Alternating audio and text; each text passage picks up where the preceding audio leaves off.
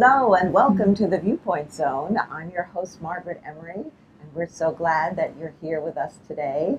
I am with my wonderful friend, Helen-Jean Arthur, and delighted to be here. Oh, wonderful to have you.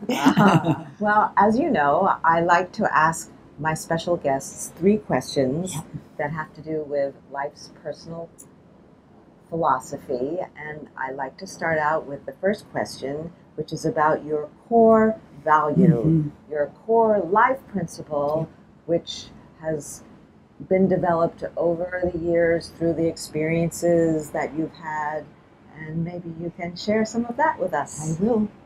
92 years. Wow. 92. Look at this. She's miraculous. Yeah. Yeah. I always knew who I was as a core. I knew from the time I was little that I was an artist. And I don't mean just a painting artist. I mean an artist who loves beauty. Yes. I loved, from the earliest years that I can remember, I loved music. I used to sit right in the speakers of my parents' big old tape art and listen, and the sounds would just go through me. It was something that I've had all my life. It's probably next door to a religious ecstasy, having this vibrations, completely out of body feeling of just total succumbing to the music. And so there was that, which gave me a feeling of safety and of surroundings, because I was an isolated child, being an only child, and kind of an accident. My sibling rival was my parents' company. Their business. Yes, they got into the automobile industry early on, right after the First World War, and they were developing this company that they were passionate about, and so they hired a kind of an awful person to take care of me. And so there were no play dates. I didn't know how to talk to people. I didn't know how to play. What I did know was how to draw. Really? I didn't know that about you. You knew how to draw. I just innately knew how to draw. And I drew. So that's where your imagination flourished? It probably did.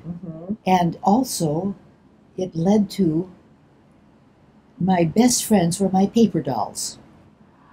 And this was a little later on with the advent of the Second World War. By that time, I was almost 10 years old.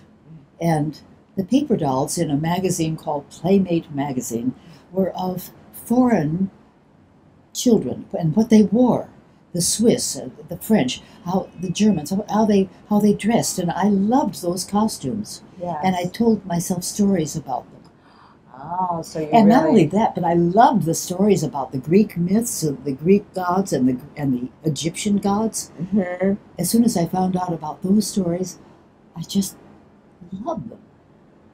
Well, it took a long while to just come out of my own shell. That's all kind of very private stuff for a little kid. Of course. And my parents also were members of a cult.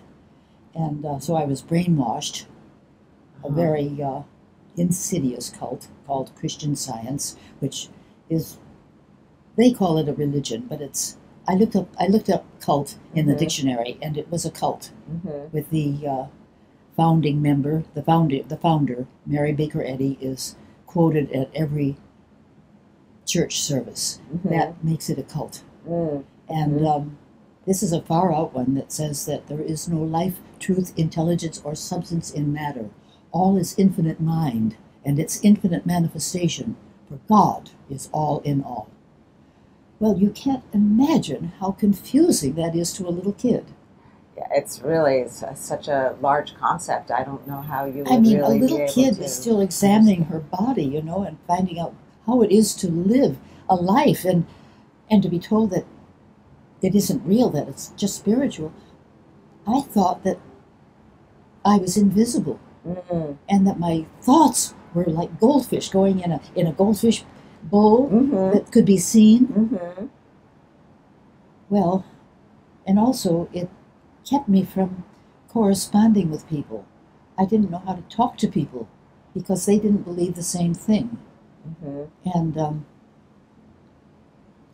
they were very judgmental about other people too. So this group that you belonged to when you were a kid. It's just a little kid. So you really had to break away. Oh boy. And you did. And brainwashing is just, it's so insidious. I'm still working on some things. Still. It was such early brainwashing. So the core value that came from that experience is really refinding yourself, or to find selfhood. To find selfhood. Yes, selfhood. That's wonderful. But I knew that the self was an artist who didn't belong in this. It didn't belong to this life. I think I remember saying, "I'm 4 years old, and as soon as I can, I'm getting out of here." Oh, good for you! Wow, to be so self-actualized at that age. Well, that was your saving. You saved yourself. I did. I was not given lessons. My parents thought that my talents were icing on the cake, that they were the meat and potatoes. This is true. They were making money. Yes. And I wasn't. They were taking care of you. And so physically, and in all of those financial ways, I had nothing to gripe about. But as far as my psychological needs and yes, emotional and your needs, emotional needs, they weren't gone. attended to. Gone. So flash forward. Flash forward. Yes. Coming to New York. Yes. There are 3 men in my life who have changed me. My first boyfriend, who I came to New York with, he loved me unconditionally. It was the first time I had experienced love, let alone physical passion. Yes. I loved it. I loved it. Said the Scorpio. But, as far as receiving his love, it was like I didn't know where to store it. It went right by. I didn't know where. You didn't really have a structure. A reservoir. Of receptivity. Exactly. So there was that. But then, around the same time, I went to my first acting teacher, who you didn't mention because I didn't put him in. He's not that well known. His name is Paul Mann. Paul was also part of the group theater, and he taught the method. And his method of teaching the method was to teach you action. An actor is always doing something physical. Yes. And you have to define exactly what that is. It can't be a to be kind of infinitive. It has to be an action activity. And there are obstacles. You have to define what the obstacle is and then overcome it. That was teaching me how to live. Yes, I see. How to live. And I am eternally grateful to Paul. He sure, those were your life lessons. Life lessons, was like taking you by the hand, and this is what life is all about. And now here's the structure on how to deal with it. Exactly. Which is curious when you think that it's all within the context of acting, and playing make believe.